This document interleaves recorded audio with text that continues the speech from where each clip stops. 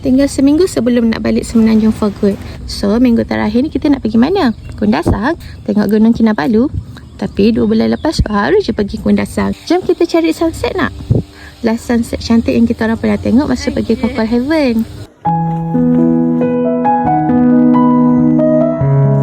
Masya Allah, cantik sangat.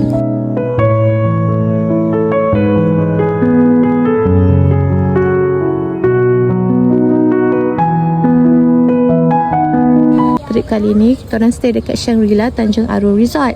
Walaupun tak sampai setengah jam dari rumah kita orang, dan pantai Tanjung Aru pun kita orang dah selalu datang setiap weekend. Tapi kali ni for the last time sebelum balik for good, kita duduklah tempat yang dekat dengan pantai. Tanjung Aru ni terkenal dengan sunset yang lawa. Orang Korea pun datang sini tau tengok matahari terbenam. Resort ni 10 minit je dari kota Kinabalu International Airport. Rasa-rasa berjaya tak misi kita orang kali ni memburu sunset? Ni view dari bilik kita orang. Dapat tengok waterpark dari sini. Waterpark dia pula sangat luas. Ada macam-macam jenis slides. Ada a few kolam untuk dewasa dan kanak-kanak. Anak-anak pun dah tak sabar nak mandi. So, let's go!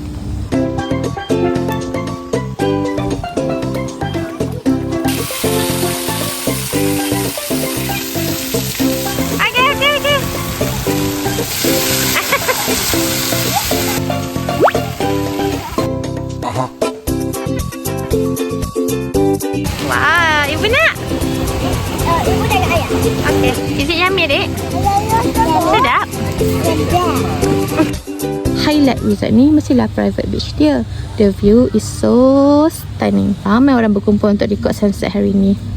I want to break away.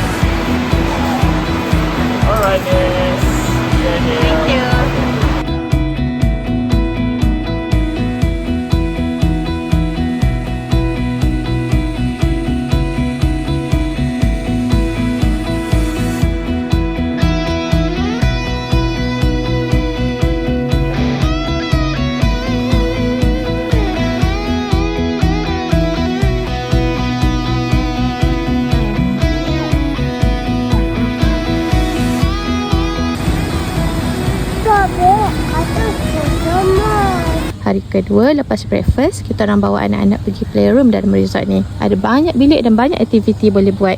Boleh mewarna, bermain, macam-macam lah. Hana sempat belajar main VR games sebelum kita orang check out.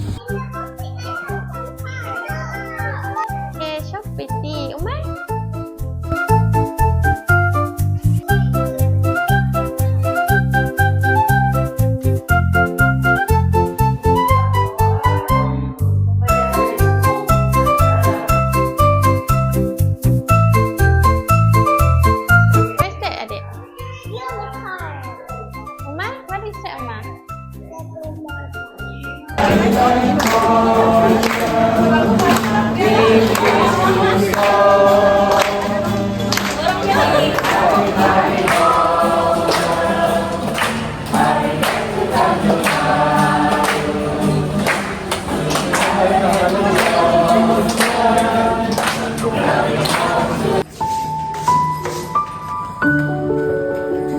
As for me, personally, trip kali ni mungkin kita orang tak berpeluang saksikan sunset yang betul-betul cantik.